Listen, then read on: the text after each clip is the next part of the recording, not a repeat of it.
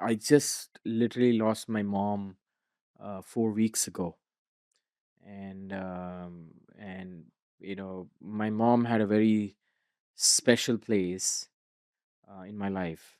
Everything Sorry that to you hear that. see um, today of who I am as a person, thanks to my mother in a very big way, and my father.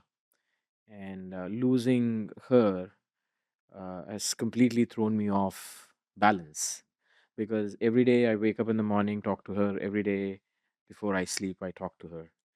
And so she's been that person who's not only created me but shaped all the virtues, all the values, and everything that I have done in my life. So losing her is losing a big, part of my soul, which is completely irreplaceable. And I don't think I can ever get out of it.